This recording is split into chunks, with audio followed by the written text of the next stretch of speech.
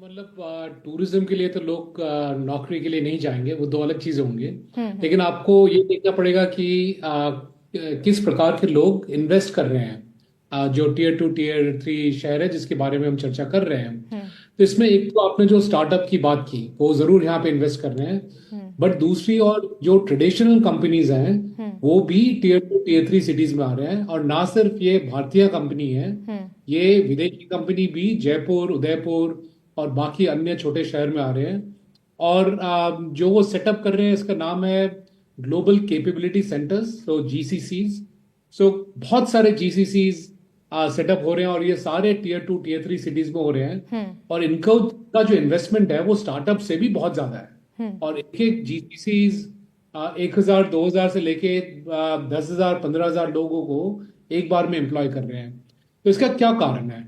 अभी जैसे जो हम्म। बाकी पैनलिस्ट है उन्होंने बताया कि इसका मूल कारण ये है कि हम्म। डिजिटल कनेक्टिविटी हमारे टीयर 2 टीयर 3 शहर में आ गया है। हम्म। जो high quality, high bandwidth connectivity जो सरकार का जो पॉलिसी था उसके आधार पे ये सारा इन्वेस्टमेंट हो चुका है। ये डिजिटल जो इंफ्रास्ट्रक्चर है ये आ चुका है।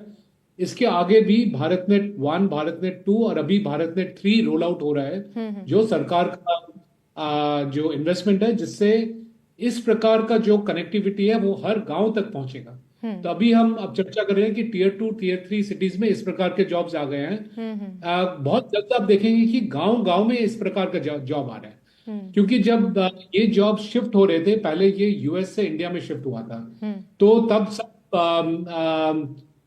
सब सरप्राइज थे कि ये कैसे हो गया हम्म। कि जो जो काम यूएस में हो रहा है वो 12 घंटा दूर, हजारों किलोमीटर दूर इंडिया में कैसे हो रहा है। हम्म। अब अगर दिल्ली, मुंबई, गुड़गांव यहाँ पे ये काम हो रहे थे, यूएस के काम हो रहे थे, तो क्यों ना वो दिल्ली से वो जयपुर जाए, लखनऊ जाए, उदयपुर जाए, भोपाल जाए। हम्म। ये छोटा सा स्टेप फॉरवर्ड है।